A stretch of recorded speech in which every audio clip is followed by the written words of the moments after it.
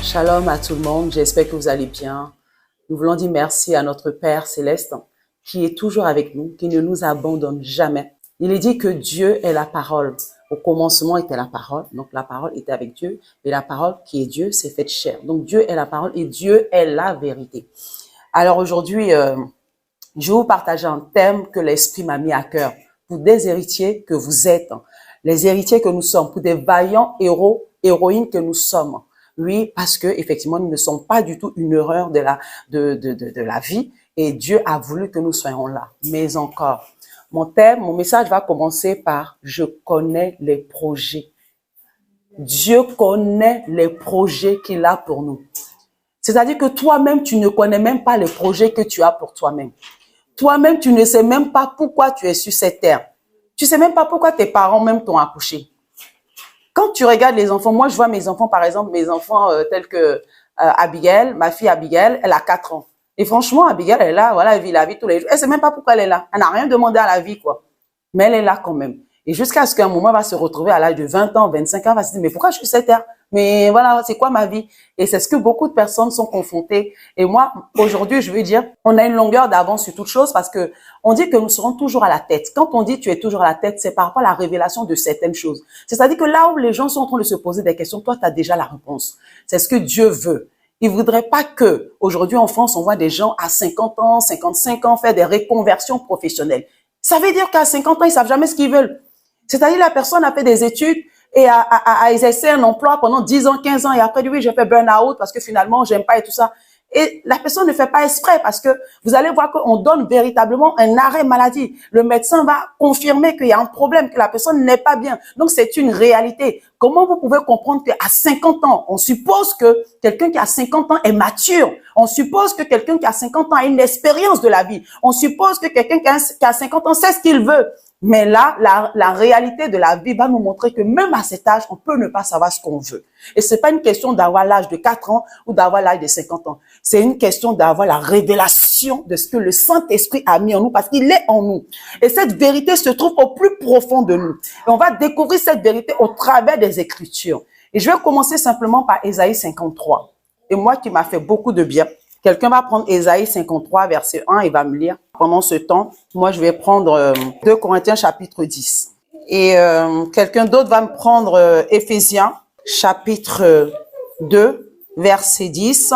Ensuite, je vais terminer par Éphésiens, chapitre 6. Alors, celui qui a trouvé Ésaïe 53. Qui a cru à ce qui nous était annoncé? Qui a reconnu le bras de l'Éternel? S'est levé devant lui comme une faible plante, comme un rejeton qui sort d'une terre desséchée. Il n'avait ni beauté, ni éclat. On va prendre verset 1. Qui a cru à ce qui nous était annoncé? Qui a cru? Qui a cru à ce qui nous avait été annoncé? Qui a cru? Et au fait, il dit qui a reconnu le bras de l'Éternel? Là, au fait, Ésaïe 53 commence comme ça. Qui a cru? Tous les chrétiens. Aujourd'hui, je m'adresse aux enfants de Dieu. Je ne suis pas en train de parler, comment dirais-je, aux musulmans, aux bouddhistes, tout ça. Je parle à ceux qui connaissent un peu ce chapitre, qui ont récité ça depuis l'école du dimanche et qui savent. Donc, c'est pour cela que je ne vais pas tout résumer, mais on sait très bien que dans le Ésaïe 53, on dit « Par ses meurtrissures, nous avons été guéris, qu'il a porté nos douleurs. » On dit « Le châtiment qui devait nous donner la paix est tombé sur lui. » Mais pourtant, nous n'avons pas la paix. On dit que la paix est déjà tombée sur Christ. Il a déjà porté cette paix, ce châtiment-là pour que nous puissions avoir la paix. Mais pourtant, nous n'avons pas la paix. On récite que il a porté nos douleurs. Il s'est chargé de nos blessures, de nos douleurs, de nos maladies et tout ça. Et par ses meurtrissures, nous avons été guéris. Après, on dit qu'il s'est fait malédiction à la croix. C'est-à-dire, il nous a racheté de la malédiction de la loi. La malédiction du bien, de l'arbre du bien et du mal, la conséquence du péché même, du jardin d'Éden. C'est qui a fait que Adam a été déchu. Adam a perdu l'Éden. Adam a perdu le délice, la présence de Dieu, la gloire de Dieu. Tout ce qu'il y avait dans le jardin. C'est qui a permis à Adam de perdre cela. Christ s'est chargé de cela. Il s'est fait malédiction à la croix. Donc, Ésaïe 53, on connaît très, très bien ça. C'est vraiment, voilà, on récite ça. Mais qui a cru? Qui a cru? Oui, c'est vrai de reciter qu'il s'est chargé de nos maladies, qu'il a porté nos souffrances, que le châtiment qui devait nous donner la paix est tombé sur lui et que par ses meurtrissures, nous avons été guéris. Mais qui a cru? C'est ça en fait. Qui a cru? C'est là la question. Il commence par une question. C'est incroyable. On commence pas comme ça. Il commence par une question. Après, il y a Éphésiens, chapitre 2, verset 10. Car nous sommes son ouvrage, ayant été créés en Jésus-Christ pour de bonnes œuvres que Dieu a préparées d'avance. D'avance. De bonnes œuvres qu'il a préparées d'avance, que tu n'es pas au courant, que je ne suis pas au courant. Je peux programmer ma vie. Mais alors que lui, il avait déjà programmé quelque chose d'avance. Mais ce qui est bien, c'est que Dieu est en train de me dire que cette chose qu'il a préparée d'avance, ce sont de bonnes choses. Donc, s'il y a quelque chose de négatif, de mauvais qui arrive, ça ne peut pas être dans le plan et dans ce que Dieu a préparé d'avance pour moi. Je ne peux pas subir la maladie, je ne peux pas subir la peur, je ne peux pas subir l'échec de la vie, pensant que cela fait partie du plan de Dieu pour moi ou de la volonté de Dieu ou Dieu permet ça pour que je rende témoignage. Absolument pas. Au contraire. Mais si je suis consciente en étudiant les Écritures que quelque part il est écrit que mais Dieu a préparé de bonnes choses pour moi, alors je dois me lever et ce qui est contraire à ce que Dieu a préparé pour moi, me lever et dire non, je refuse et réprimander ça. Réprimander ça et parler à la circonstance et qu'elle doit se taire. Elle doit disparaître de ma vie. Cela ne fait pas partie de ce que Dieu a préparé pour ma journée. On dit, donne-nous notre pain quotidien. On ne dit pas, donne-nous un poison quotidien. C'est pas du masochisme, mais du pain. C'est quoi le symbole du pain? Le pain, c'est quelque chose qui nourrit. C'est quelque chose qui te fait du bien. Donne-nous notre pain. Et il a dit, mais si tu demandes du pain à ton père, est-ce qu'il te donnera une pierre? Absolument pas. Donc lui-même, il te dit que votre Père vous donne du pain quotidien. Mais est-ce qu'au quotidien, on vit ça? On a l'impression que souvent pour certaines personnes, le quotidien n'est pas ça. Et si le quotidien n'est pas ça, on n'a même pas besoin de se poser la question pour dire que mais est-ce que c'est pas la volonté de Dieu? Pourquoi? Parce que il dit même à Jérémie, il dit je t'avais déjà établi. Là, Éphésiens nous dit que j'ai préparé de bonnes œuvres pour vous. Et quand tu regardes dans Jérémie aussi, il dit que je connais les projets que j'ai faits pour vous. Je les connais. Et il rajoute par là, parce qu'il peut dire, je connais les projets que j'ai faits pour toi. Oui, mais s'il te dit pas, tu te dis, bah, c'est normal, si aujourd'hui, mon mari m'a quitté, si aujourd'hui je vis ça, si aujourd'hui j'ai tel problème, c'est que peut-être que c'est la volonté de Dieu. Non, je connais les projets. Et il rajoute, ce sont des projets de bonheur et de paix. Mais pourquoi il n'y a pas la paix dans mon mariage? Pourquoi il n'y a pas le bonheur chez moi? J'en ai marre, mes enfants me prennent la tête.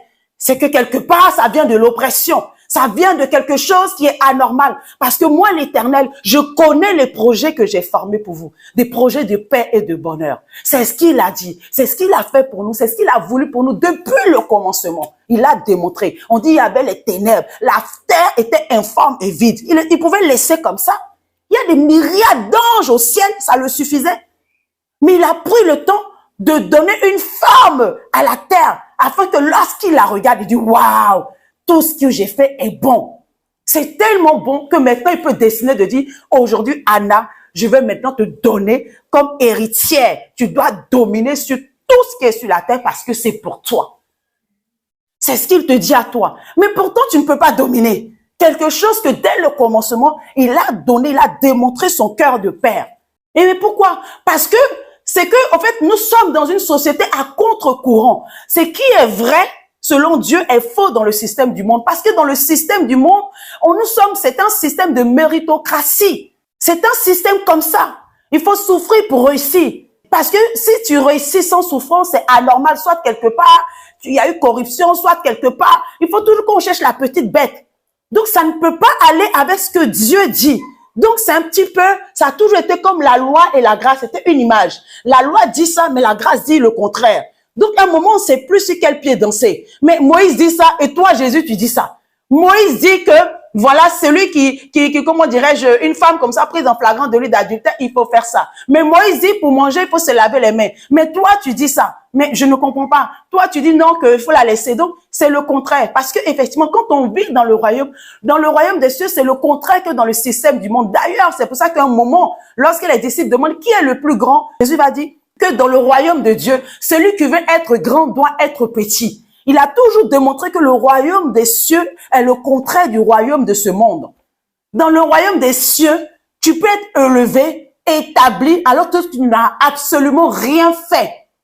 Rien fait. C'est une question de volonté divine. Cela dépend de la volonté de Dieu. Lorsque Dieu dit que les enfants, c'est-à-dire Jacob et Ésaü, étaient dans le ventre, n'étaient même pas encore là, que lui-même l'avait déjà, lorsqu'ils étaient dans le ventre, c'est-à-dire ils n'étaient pas encore sortis, il avait déjà dit à la mère, c'est le plus petit qui va assujettir le plus grand, alors qu'ils n'étaient pas encore nés. Plus tard, on va dire, oui, voilà, mais c'était déjà, cela dépendait de la volonté de Dieu. Et aujourd'hui, avec l'Église, la volonté de Dieu, c'est quoi? C'est que nous soyons dans la joie. C'est pour cela qu'il a apporté, en fait, quand on dit tout accompli, il a apporté tes maladies. Parce que tu peux dire, bon, peut-être je suis malade, peut-être la maladie n'est pas dedans. Il a apporté cela. Mais je comprends pas pourquoi j'ai pas la paix. Il dit, il t'a donné la paix. Voilà, en fait, tout est parfait. Je connais, moi l'Éternel, les projets que j'ai faits pour vous. Je les connais. Des projets de bonheur. Regarde, il dit, comment on dirait, ce qui est extraordinaire dans Jérémie 1, quelqu'un peut le prendre, Jérémie 1.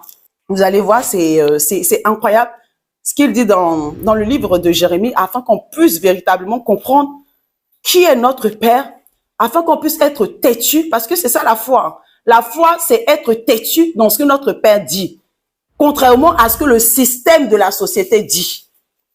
Dans le système de cette société-là, franchement, si tu n'as pas un bac plus 5, tu peux même pas espérer avoir un poste de haut cadre. C'est pas possible. Tu peux pas avoir, c'est impossible. Mais dans le système de Dieu, on a vu une personne comme Joseph qui ne méritait même pas être premier ministre, était premier ministre, alors qu'il était immigré sans papier. Peut-être on l'a régularisé ses papiers après. Donc, immigré sans papier. Et en plus, il n'avait aucun diplôme parce qu'on voit qu'il était adolescent, vendu très tôt, esclave et tout ça. Donc, il n'a pas eu le temps de faire les études. Mais pourtant, il a été premier ministre. Il avait une sagesse divine en lui. Pourquoi? Parce qu'on va le voir que lorsqu'il dit dans Exode 31, il dit, j'ai choisi Bethsaliel et je l'ai rempli de l'esprit d'eux pour pouvoir faire quelque chose. C'était un but. On devait faire l'arche de l'alliance. Et il va dire à Moïse que je l'ai déjà choisi et je lui ai donné la capacité de faire cette œuvre. Donc, quand il dit, je connais les projets que j'ai faits pour vous, il a déjà mis en toi cette capacité pour ce projet-là. Quand c'est compliqué, tu ne te prends même pas la tête. Tu commences toujours à chercher au travers des Écritures et répéter cette phrase. Tu connais les projets que tu as faits pour moi. Il faut répéter la phrase jusqu'à ce que ton esprit et ton âme soient soumis à ce que tu es en train de dire. Mon Père a créé pour moi des projets de bonheur. Pourquoi? Parce que dans la société, on nous a répété tellement de choses. Il faut étudier. Il faut je sais pas, c'est pas mauvais de ne pas étudier, hein, mais on nous a tellement fait croire que si tu es dernier de classe, tu es bon à rien. Qu'à un moment, tu te sous-estimes. Aujourd'hui, on voit en France, c'est les blondes. Si tu es blonde, voilà. Alors, il y a des filles qui vont teindre leurs cheveux en blonde. Mais non, c'est pas ce que Dieu dit. Dieu n'a jamais dit que le critère de beauté, faut être blonde, faut avoir 1m70, faut être mannequin. Non, c'est pas du tout ça. Mais qu'est-ce que ton père dit? Et comme on te l'a rabâché tout le temps, qu'il faut être fine, avoir un régime comme si, il faut être blonde, avoir les yeux bleus, qu'à un moment, tu commences à te sous-estimer. Et tu penses ça. Et comme tu te sous-estimes, comment dirais inconsciemment, tu te dis, mais en fait, c'est parce qu'on t'a répété quelque chose depuis que tu es enfant. Donc, à ton tour de répéter ce que la Bible dit. Ce n'est pas anodin. Faut pas banaliser. Quand on dit prier, c'est quoi? Parce que quand tu pries, c'est-à-dire quand tu parles parce que prier, c'est parler. Tu parles à la circonstance. Tu parles à toi-même. Tu parles à ce que tu es. Parce qu'on t'a trop parlé autrement.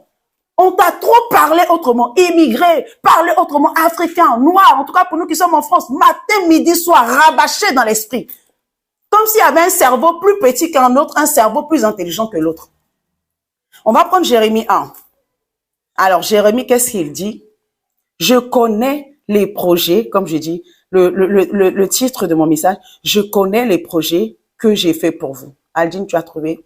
Jérémie 1 à partir du verset 5. Avant que je t'eusse formé dans le ventre de ta mère, je te connaissais, et avant que tu fusses sorti de son sein, je t'avais consacré, je t'avais établi prophète des nations. Je répondis, ah Seigneur éternel, voici, je ne sais point parler, car je suis un enfant. Et l'Éternel me dit, ne dis pas, je suis un enfant, car tu iras vers tous ceux auprès de qui je t'enverrai, et tu diras tout ce que je t'ordonnerai. Amen. Donc, tu peux répéter, il a dit, avant de te former dans ta version, vas-y. Avant que je t'eusse formé dans le ventre de ta mère, je te connaissais, et avant que tu fusses sorti de son sein, je t'avais consacré et t'avais établi prophète des nations. Je t'avais, avant que tu ne sortes du sein de ta mère. Tu n'étais même, c'est même, on va dire oui, peut-être comme il a bien crié, parce qu'il y a des bébés qui pleurent, il y a rien. Tu n'étais même pas encore sorti du sein de ta mère. Tu n'étais même pas encore sorti, que je t'avais déjà établi, consacré, dédié, réservé. Ce poste-là était déjà à toi. Ce poste-là était déjà à toi. C'est-à-dire, cette place-là t'appartenait déjà. Tu n'étais même pas encore sorti du ventre de ta mère. Ce n'est pas, on n'a même pas à se glorifier pour dire que, oui, tu sais, hein, c'est parce que j'ai tellement étudié. Mais qui sait que c'est parce que Dieu t'avait établi là que tu avais cette, je sais pas, hargne dans les études. Cette hargne que les autres enfants n'avaient pas. Tu ne sais pas pourquoi. Pour que tu puisses aller à cet endroit où tu dois être. Afin que quand tu reconnais cela, tu dises, waouh, que Dieu soit glorifié. C'est pourquoi celui qui n'y arrive pas, tu dois justement essayer de l'interpeller. C'est pourquoi un enfant, quand il vient et qu'il dit que je ne suis pas capable, je suis bête, je ne suis pas intelligent, tu dois lui dire non. Tu te dois de lui dire qui il est. Jusqu'à ce qu'il comprenne. Parce que la société, par les médias, prennent le temps de nous dire qui nous sommes selon eux. Pour eux, le succès, c'est quoi? La beauté, c'est quoi? C'est tu es mince, c'est comment on appelle ça, Naomi Campbell, c'est les Claudia Schiffer. Mais c'est aussi des enseignements qu'ils nous donnent, hein. Il faut avoir des tablettes de chocolat, c'est des enseignements qu'ils nous donnent, hein. Et c'est H24 à la télé, hein. H24. Il y a la famine, il y a la guerre partout, la bombe nucléaire, on va mourir. Déjà, avant avec le Covid. Moi, c'est-à-dire, quand tu es dans une intimité à l'esprit, tu te dis, ah, c'est quoi la prochaine nouvelle? Parce que tu sais qu'il y a encore qui va arriver. Je savais quand le Covid allait arriver, ils allaient envoyer une main.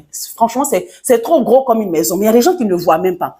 Quand il y avait le Covid, on nous rabâchait chaque matin 500 000 morts, 600 000 morts, 700 000 morts, 800 000 morts. Subitement, tout ça, ça a disparu.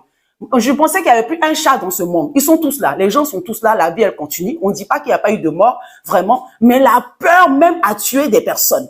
De croire qu'il n'y aura plus d'espoir, on tue même des personnes mais qui ne devraient même pas mourir. Il y en a même qui n'avaient même pas la maladie. On dit tu as la maladie. Tout de suite même, ça te paralyse. Et aujourd'hui, maintenant, on commence à nous prêcher encore la peur du lendemain. Ils vont vider les comptes en banque. Ils vont faire ci, ils vont faire... Mais tu crois que ça te rassure? Tu crois que tu as des pensées de réussite? Alors que tu sais que demain, c'est le chaos et le désespoir. Il n'y a plus d'avenir dans ce monde. On devient trop nombreux. Où est-ce qu'on va vivre? Comment on va faire? Arrêter de faire des enfants. Mais quand Dieu, qui connaissait les choses avant qu'elles ne soient, avait créé la terre, ne savait pas qu'on avait des milliards et des milliards, n'est-ce pas lui qui a dit, multipliez-vous? Comment lui qui vous dit, multipliez-vous? Parce qu'il y a des gens qui nous prêchent qu'on est trop nombreux. Donc, on a tellement entendu ça qu'à un moment, on s'est dit, waouh, mais on va manger quoi? On va manger quoi? C'est lui qui fait descendre de la pluie afin qu'elle puisse aller jusqu'à la terre et donner la nourriture dont on a besoin. Il pleut tous les jours, la pluie n'a jamais arrêté de tomber. Il a établi ces règles-là pour qui? Pour nous, pour ses enfants. Et qui a cru? Est-ce que tu penses que ce Dieu-là, c'est véritablement ton bonheur qu'il recherche? Est-ce que tu penses que ce Dieu-là a véritablement des projets de paix? Et quand tu es conscient de ça, je me suis tellement nourrie de ça, que franchement, je ne marche pas selon les circonstances de la vie. Je suis inébranlable. Peu importe ce qui va arriver, je vais réfléchir, analyser pour dire pourquoi ça s'est arrivé. Et forcément, je vais trouver une solution afin de pouvoir témoigner toujours à la gloire de mon Père. Parce qu'il est la vérité. Il est la vérité. Et on entourait chaque jour de mensonges. Pourquoi on pense que ce qui se passe à la télé est vrai? Pourquoi un journaliste vient faire un débat télévisé ou un journal avec des chiffres, des argumentaires, ça a l'air tellement vrai. Pourquoi lui, je dois le croire et ne pas croire en ce que les Écritures me disent? En quoi est-ce qu'il est différent de ce que tel prophète a écrit? Tel prophète a dit ça. Éphésiens, Paul a dit ça. Et tel journaliste ou tel animateur est venu dire ça. Entre lui et Paul, je préfère croire qui? J'ai le choix. Je décide. Qui a cru? Père, j'en fais partie. Et je veux constamment mettre ma confiance en toi. Maintenant, voici ce qui va se passer. Voici ce qui fait que nous n'arrivons pas à posséder. Certaines personnes n'arrivent pas à avancer. Et quand ils avancent, ils ont comme l'impression qu'il y a des obstacles. Et puis ils rechutent. Qu'est-ce qui se passe? Vous allez comprendre. Déjà, j'ai un peu énoncé. On va prendre, c'est dans, d'autres vont prendre Éphésiens 6. Moi, je vais prendre 2 Corinthiens chapitre 10, versets 4 à 5. Et Éphésiens 6, que tout le monde connaît. Alors, 2 Corinthiens chapitre 10, verset 4. Car les armes avec lesquelles nous combattons ne sont pas charnelles, mais elles sont puissantes par la vertu de Dieu pour renverser des forteresses. Nous renversons les raisonnements et toute hauteur qui s'élève contre la connaissance de Dieu, et nous amenons toute pensée captive à l'obéissance de Christ. Amen. Moi, dans ma version, donc, qui dit, dans notre combat, parce qu'il s'adresse aux enfants de Dieu. Et si vous voyez le contexte, l'église de Corinthe, c'était un petit peu comme des bébés. Parce qu'ils vivaient toutes sortes de choses, voilà, fornication, adultère, impudicité, impureté, alcoolisme, agogo. Je veux dire, tout était excès. Parce que c'est ça, à un moment, Paul va commencer, tout est permis, mais tout n'est pas utile. Non, commencer à expliquer que il faut que tu fasses des choses. Mais eux, c'était à l'excès. Si on fait la Sainte Seine, ils vont boire jusqu'à demain matin. C'était vraiment, voilà. Comme on dit à Abidjan, ils venaient pour se mettre d'ail. Donc, du coup, c'est pour ça que Paul est en train de leur expliquer, pour expliquer que non, dans notre combat à nous, les enfants de Dieu, les armes que nous utilisons ne sont pas d'origine humaine, mais elles sont puissantes grâce à Dieu. Donc, elles ne sont pas d'origine humaine, elles sont puissantes grâce à Dieu. Elles permettent de détruire ces forteresses que sont les faux raisonnements. Les faux raisonnements. C'est-à-dire, on peut avoir toutes sortes de raisonnements pour dire, si j'arrive pas à faire ça, c'est à cause de ça. C'est facile d'avoir plein de raisonnements pour. Il y en a une qui nous disait que j'ai envie de chanter, mais j'ai peur du succès. Ça s'appelle faux raisonnement. Faux raisonnement. J'ai envie de faire tel projet, mais c'est des faux raisonnements. Donc, tu as des armes de Dieu pour renverser. Parce qu'on dit c'est pas des armes humaines. Parce que humainement, tu es limité. Mais l'arme de Dieu, qui est puissante, qui est l'esprit de Dieu, qui habite en toi, te donne la capacité de renverser ces raisonnements. Parce que ces raisonnements sont au niveau de ta pensée. Et il dit que ces raisonnements sont des forteresses. C'est des forteresses. Et ça, c'est compliqué, hein. Des forteresses. Quand on dit forteresse, on sait ce que c'est incroyable. Attends, je sais pas. Moi, par exemple, je suis Annie et je viens d'un village. Et dans ce village, jusqu'à aujourd'hui, il y a certaines personnes qui ne mangent pas un tel type d'animal. Chez nous, c'est la biche, pour ceux qui connaissent, coucou à la Côte d'Ivoire. Et c'est resté de père en fils. Et que faut pas manger ça, parce que si tu manges ça, tes habits vont prendre feu. Ils y croient dur comme fer, ils veulent même pas essayer. Tu vois, moi, par exemple, je sais que j'aurais essayé un jour, mais bon, qui a envie de voir son habit prendre feu quand même, tu vois. Genre, essayer de prendre un petit morceau de biche, manger cette viande-là, manger, et voir si mes habits vont prendre feu. Mais c'est ancré, c'est des réseaux, c'est des forteresses ancrées, dures comme fer. Il y en a aujourd'hui, moi je partais en Côte d'Ivoire, je vois de très belles filles qui disent que oui, dans ma famille, on ne se marie pas. Parce qu'il y a comment dirais-je, il y a esprit de célibat. Non, mais des trucs que quand tu dis un Européen, il sait même pas ce que c'est que esprit de célibat. Parce que c'est pas dans sa culture. Mais là-bas, ils sont conscients de ça. Et la fille est tellement convaincue de ça que je pense même que peut-être quand elle rencontre le premier homme, elle lui dit, ah, mais tu sais, dans ma famille, qu'elle met tellement la pression que le gars même il fuit. Parce que si tu rencontres un homme, tu lui dis, ben, j'ai esprit de célibat, excuse-moi, mais au revoir, quoi, tu vois. Parce qu'il faut pas, ça va me suivre, tu vois. Parce que si tu as esprit de ça, voilà, c'est des raisonnements. C'est difficile. Et tu as une âme puissante en toi pour renverser les raisonnements. Mais comment tu peux renverser les raisonnements? C'est annuler une fausse pensée et la remplacer par la vérité. La vérité, qu'est-ce que Christ dit de toi? Et c'est ça le combat au quotidien. Le combat au quotidien, c'est ça. C'est aujourd'hui, je me lève, je suis prospère parce que c'est la volonté de mon Père. Je suis en très bonne santé physique parce que c'est la volonté de mon Père. Il dit que le faible dise quoi? Je suis fort. Ce n'est pas un mensonge. Même quand tu t'es levé, que tu es déprimé, tu es faible, tu es abattu, tu es dépressif. Je suis fort. Je suis fort. Je suis fort. Il te dit même pas de dire, je refuse la dépression. Non. Il dit, faut même dire que je suis fort. Il dit que le faible dit, je suis fort. Et ce qui est incroyable, qui est choquant, que le pauvre dit, je suis riche. On peut croire que c'est une insulte. Tu viens, je n'arrive pas à manger. Je suis chez moi dans un camp en Roumanie. Là-bas, il y a la souffrance. Quelque part, je sais pas, en Somalie où les gens ne mangent pas, ou en Côte d'Ivoire, ou en France, la personne n'a pas mangé pendant plusieurs jours. Et tu lui dis, c'est pas grave. Tu es riche. Il va dire, mais tu as vu, je suis à découvert, tu as vu mon compte. Dis, tu es riche. Pourquoi tu dois dire le contraire? Parce que c'est ce que Dieu même a dit de toi. Mais Dieu veut que tu prennes conscience toi-même. Parce que je peux beau te prêcher cela, je peux beau te dire cela. Moi, je vois avec ma fille Abigail, elle a 4 ans, elle fait 1,18 m. À son âge, elle est géante. Elle a peur des petites fourmis. Et si elle est au WC, en train de faire popo, s'il y a une fourmi qui sort, je dis, elle va étaler, mais qui t'a même fait popo sur elle, caca sur elle, elle va courir à cause d'une petite fourmi.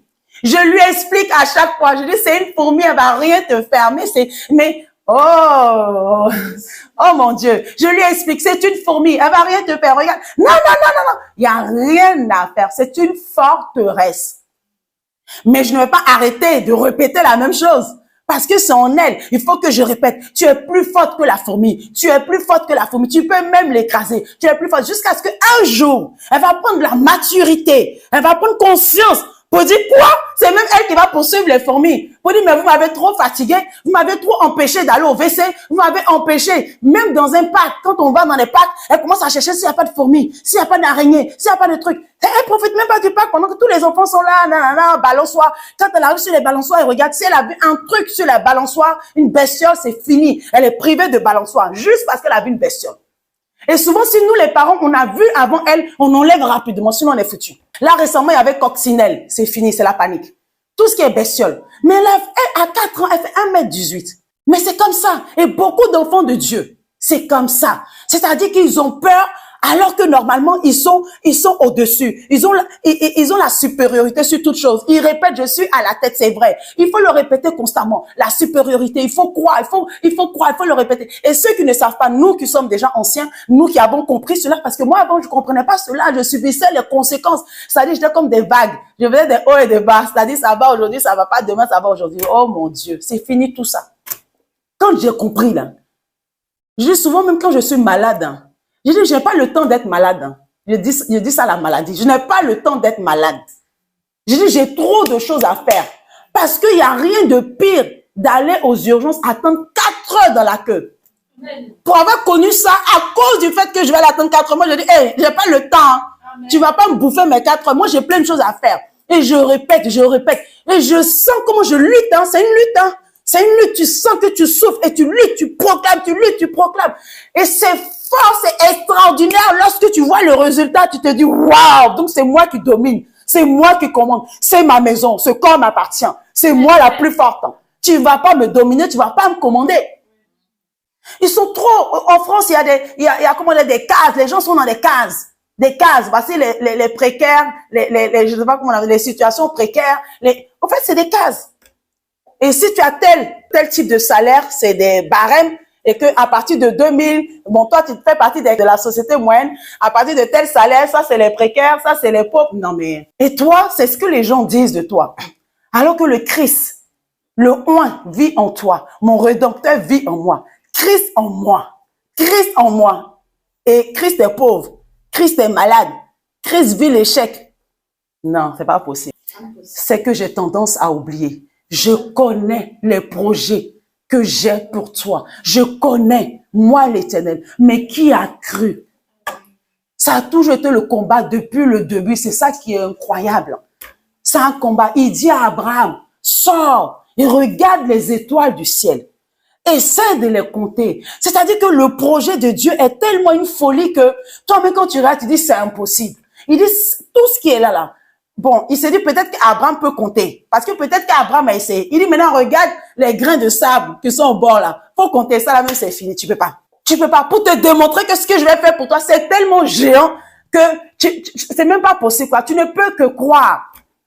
C'est pas des petites choses. Des petites choses n'ont pas besoin, je sais pas, t'as pas besoin de miracle pour croire en petites choses. Hein. Les petites choses sont faisables tout le temps. Oui. Alléluia. Donc, nous devons renverser. Maintenant, Éphésiens, chapitre 6, qu'on connaît très bien. Il faudra qu'on se lève et qu'on se dise, non, trop, c'est trop.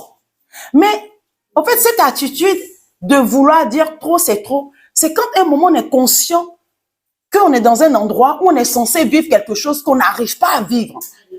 Et c'est là où on se dit, il y a un truc qui ne va pas. Parce que il y a des périodes, comme je vous ai dit, la vie chrétienne, qui est une vie de lamentation, qui est une vie de souffrance. où ils disent aveu de pauvreté, aveu de je sais pas quoi. Tu vois, c'est vraiment pénitence. C'est ça que je cherchais. C'est une vie de souffrance.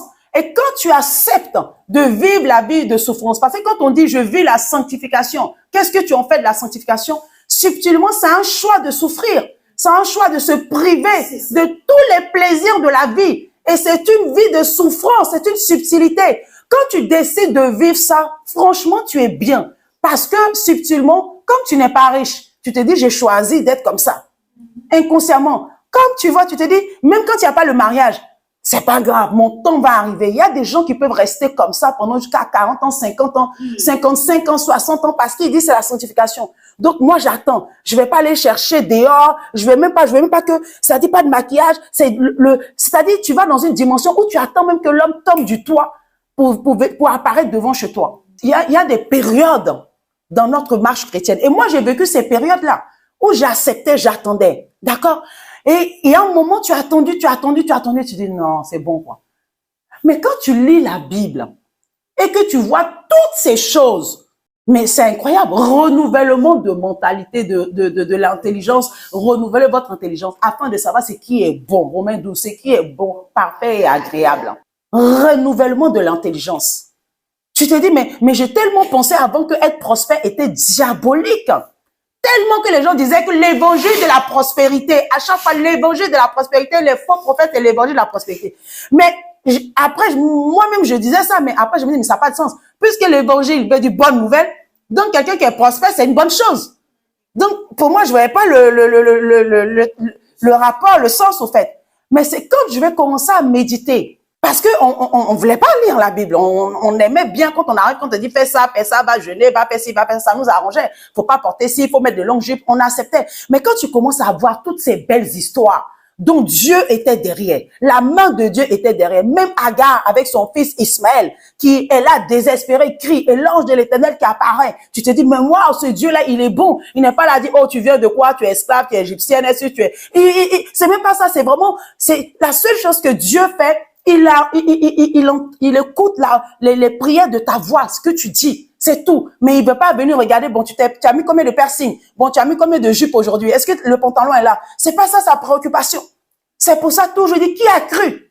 Qui a cru? Il dit pas qui a fait. Qui a cru? Est-ce que tu as cru? Et comme tu crois, et c'est pour ça que tu vas crier à Dieu. Comme tu crois, tu vas lui parler. Je crois, ce que mon Rédempteur dit. Dans Éphésiens, ce que j'aime bien dans Éphésiens 6, moi j'ai beaucoup prié avec Éphésiens 6 parce qu'on m'avait appris à prier avec Éphésiens 6 parce que je lisais pas ma Bible, donc ça m'arrangeait.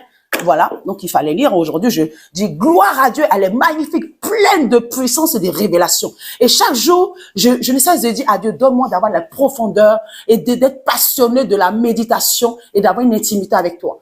Et c'est ma prière pour vous. Et comme Paul pouvait dire, je prie afin que Dieu vous donne d'avoir vraiment un esprit de révélation et de connaissance de la vérité. Donc, Éphésiens 6, qui commence, je vais le faire parce que c'est juste vous expliquer un truc. Il commence par enfant, n'est-ce pas?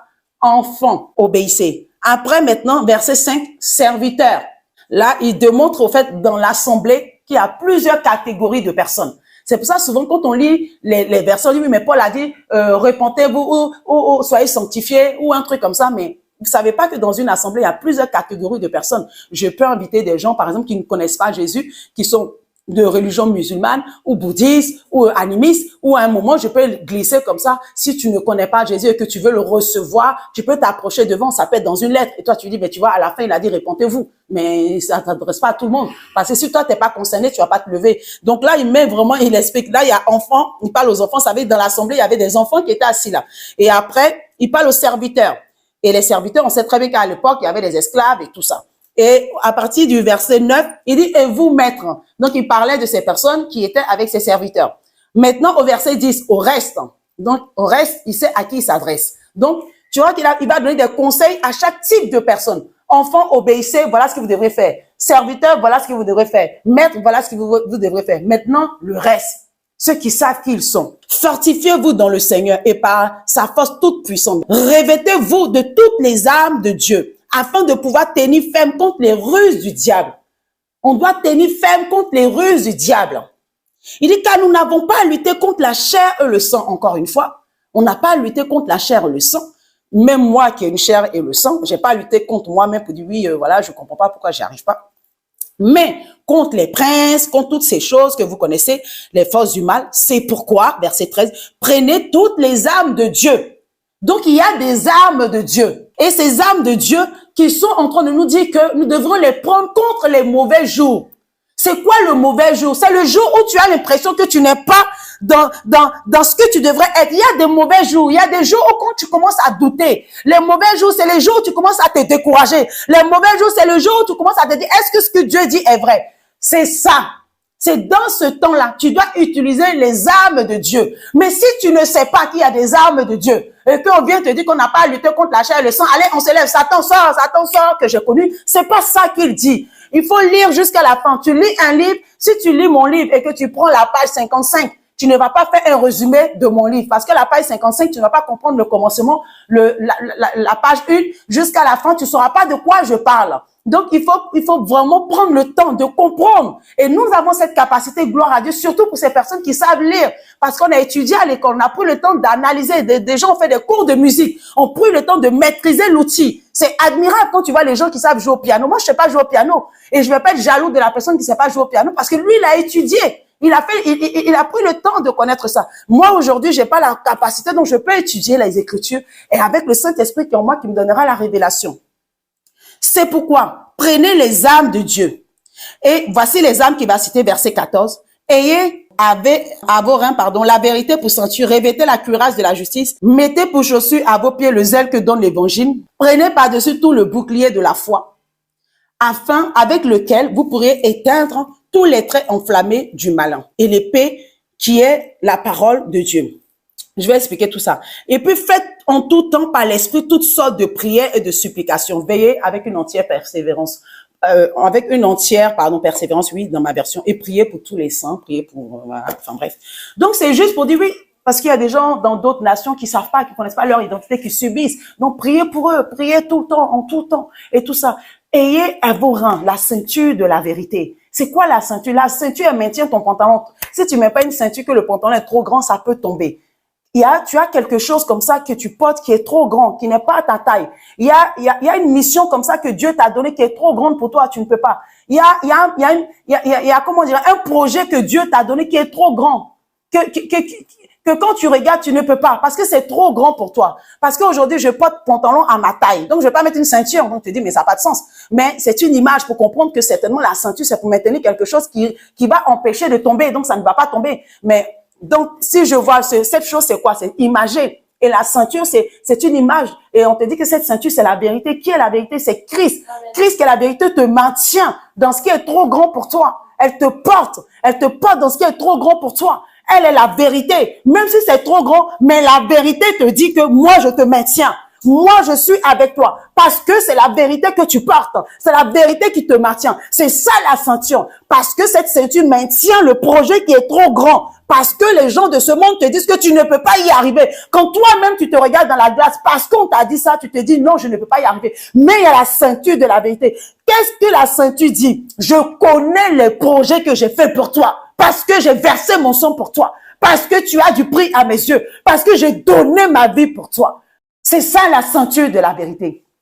Le casque du salut. J'ai porté un casque aujourd'hui. Et c'est une image. Parce que ça va me protéger. S'il y a quelque chose, parce que c'était un vrai casque. Les casques dans la guerre, quand on lance une pierre, quand il y a un casque, ça peut pas se casser. Donc, c'est-à-dire que peu importe les choses qui allaient me tomber dessus. Parce que ça peut atteindre ma tête, ça peut atteindre mes pensées, mes raisonnements. Je suis là, je suis inébranlable. Ça n'agit pas parce qu'il y a un casque qui maintient ça. Mes pensées sont bien enfouies dans mon casque, en dessous de mon casque. Ce que je pense de ma destinée est bien intact. Elle ne bouge pas parce que la vérité a dit que le casque du salut. Et après, il te dit le bouclier de la foi pour éteindre quoi, les traits enflammés du malin. Le bouclier de la foi. C'est pas la foi, c'est quoi? C'est que quelqu'un a dit de moi. Ça, c'est ma petite foi que j'ai. Le bouclier de la foi. C'est moi qui la tiens.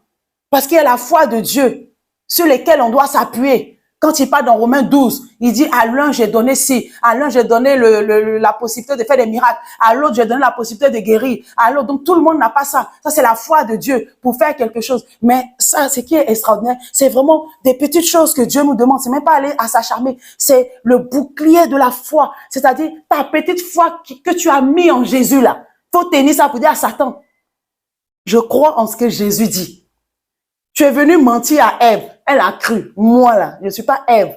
J'ai été rachetée de la malédiction. Parce que quand les les femmes sont, je ne suis pas Ève. Je suis plus que Ève. Je suis de la nouvelle génération. Parce que je descends de Jésus. C'est une nouvelle créature qui n'a jamais existé. Ève a déjà existé. Moi, je n'ai jamais existé. Je suis un spécimen rare. Donc, tes bêtises que tu es venu faire dans le jardin d'Éden, je n'ai pas le temps pour ça. C'est que toi, tu dis, oui, c'est vrai, tu as le droit de dire ce que tu veux. Mais c'est que Dieu dit, voilà ça, le bouclier de la foi, pour éteindre tous les traits enflammés, mensongers du diable, parce qu'il est rusé. On dit c'est un malin. C'est ça, Éphésiens 6. Et c'est ça l'arme. C'est tellement magnifique. Et vous savez, quand j'ai souvent, quand moi je prie, je me vois comme ça, dans les fleurs, tu vois, et je vois, par exemple, des hectares de fleurs de toutes les couleurs. Et je me vois en train de prier, en train de marcher. Je suis tellement heureuse. J'ai été tellement déchargée de toutes ces choses-là, que je veux seulement, je bénis Dieu. Je suis tellement dans ça que je ne vois pas où le diable peut venir, je sais pas. C'est pourquoi hier, quand j'ai raté mon vol, je veux dire, c'est extraordinaire quand cette femme me dit, oui, vous repayez un nouveau bien. Mais j'ai une telle assurance, tel truc que j'ai le temps d'entendre la voix de l'esprit pour dire, vas-y, tape sur ton téléphone, regarde ce qu'il y a à faire. Bon, vous m'écoutez, vous comprenez pas parce que j'ai raconté le témoignage avant. C'est extraordinaire. Mais parce que tu es dans le calme, tu es inébranlable. Pourquoi? Parce que tu sais qu'il est écrit que toute chose concourt à mon bien. Donc, si ça concourt à mon bien, pourquoi est-ce qu'on doit me demander encore quelque chose qui risque de me faire mal? Non. Mais il y a une telle assurance, une telle dignité, une telle position des carrures que j'ai pas appris à faire ça à l'école. Mais parce que naturellement, j'ai compris qui est mon père. Et parce que j'ai compris qui est mon père, j'ai pas besoin de te démontrer par un compte en banque ou une voiture limousine qui est garée là. Mais mon attitude même te démontre au quotidien que je sais qui je suis. Aujourd'hui, les gens de ce monde, il faut que la personne descende dans une limousine pour qu'on puisse voir que celle-là n'est pas n'importe qui. Mais vous allez voir que les gens qui ont compris leur identité, ont une telle posture, ont une telle carrure, elles sont inébranlables. C'est pour ça que j'admire toujours la reine d'Angleterre. Je l'admire parce qu'elle sait d'où elle vient. Elle sait d'où elle vient. Elle n'a même pas impressionné qui que ce soit. Elle n'a même pas été impressionnée par la mode pour dire oui, tu es ringard, tu es pas dans la mode. Non. Elle est droite dans ses bottes parce qu'elle sait. Elle suit pas le courant des choses. La mode, ça change. Aujourd'hui, c'est comme ci, c'est comme ça. Non. Elle reste dans son identité. C'est soit vous me suivez, mais moi, je vous suis pas. Et ça, j'ai compris ça avec le Saint-Esprit. Je connais les projets que j'ai faits pour vous. Je veux lui dire merci. Donc, c'est vraiment ce que j'ai voulu vous partager aujourd'hui. J'ai tout fait. Prenez aussi le casque du salut et l'épée de l'Esprit qui est la parole de Dieu. Voilà, qui est la parole de Dieu. Qui est la parole de Dieu. Si je ne la connais pas, comment je peux l'apprendre? Donc, c'est ce qui est écrit, hein, parce que souvent on se dit, oui, mais bon, on n'a pas besoin d'étudier, de connaître la Bible. Mais ce qui est extraordinaire aujourd'hui, on est impressionné par le témoignage des gens. Un témoignage, ça impacte. Mais dans la Bible, il y a tellement de témoignages surnaturels que je me dis, je veux me rassasier de ça. C'est pourquoi elle est là. Parce que quand tu connais la parole de Dieu, tu peux dire que David était caché quelque part là-bas derrière des brebis. Et Dieu l'a sorti pour l'établir roi d'une nation. Mais c'est incroyable. Quand tu lis les Écritures, tu peux voir que le petit Joseph avait un rêve. Il était tout petit. Quand il disait son rêve, les gens, ils mettent, en gros, arrête de plaisanter, quoi. Te fous de qui? Toi, un petit comme ça. Tu vas me gouverner. Même son père lui a dit ça. Jacob lui a dit ça. Mais c'est exactement ce qui s'est passé plus tard. Et quand j'ai vu ça, ben justement, je peux prendre l'épée de l'esprit qui est la parole. C'est l'épée de l'esprit qui est la parole. L'esprit, la parole, les deux vont de pair. Et comme c'est l'esprit qui est la parole est la vérité, et l'esprit est tout puissant, et l'esprit a déjà montré au travers de tous ces personnages de la Bible, et s'il l'a fait hier, il continue de le faire aujourd'hui et demain, alors tu peux véritablement être dans le repos de te dire, waouh, on dit ses bontés sont infinies. Chaque matin, elles se renouvellent. C'est incroyable. C'est pourquoi, quand les gens disent que David, c'est pas les gens, c'est dans la Bible, et David est l'homme selon le cœur de Dieu, mais tu peux comprendre, parce qu'il a trop compris qui était Dieu, quoi. Pendant que tout Israël avait peur de Dieu, il voyait que Dieu était un monstre. C'était le monstre. Mais David n'avait pas cette mentalité. À chaque fois que Jésus prenait l'exemple pour David, vous avez pas vu David? Comment il est parti rentrer dans la synagogue, aller voir le prêtre pour prendre le souverain sacrificateur, pour prendre le pain des propositions qui étaient destinées aux sacrificateurs. Ils s'en foutaient et puis c'était destiné aux Lévites. David est de la tribu de Juda. Il avait une image, que c'est cette image, la conscience de la bonté de Dieu qui le protégeait au fait. Si je pense que Dieu est bon, il ne peut pas me frapper. Mais si je pense qu'il est mauvais, c'est normal que la faute me tombe sur la tête. Parce que c'est ce que je pense que je vais recevoir, c'est pas Dieu. Soit tu donnes l'occasion au diable de venir prendre la relève, ou tu donnes l'occasion à ton père. Et c'est ce qui s'est passé. Ève, elle a donné l'occasion au diable. Elle a pris la relève. Elle était bien contente, en fait. Donc, c'est ce que j'ai vraiment voulu partager avec vous. Bien aimé, sachez que oui, effectivement, je ne devais pas prêcher aujourd'hui, je devais être en Côte d'Ivoire, mais voilà, Dieu en a voulu ainsi. Et comme l'Esprit nous dit, en toute chose, nous sommes plus que vainqueurs. Et je pense que si Dieu a mis ce message dans mon cœur, c'est véritablement pour te faire du bien. Parce que la parole de Dieu ne sort pas de sa bouche en vain. Et oui, et Dieu en a décidé aujourd'hui de te dire ces paroles, afin que tu puisses les écouter, étudier là-dessus les versets que nous avons donnés. Il veut véritablement que tu sois un vaillant héros. C'est pourquoi il a dit à Gédéon, je te vois en tant que vaillant héros. C'est une folie, mais c'est la vérité. Que Dieu te bénisse. Et comme mon époux et moi, nous se sont dit, vous connaîtrez la vérité qui est Jésus-Christ. Et cette vérité vous rendra véritablement libre. Shalom et partagez nos vidéos. Soyez bénis.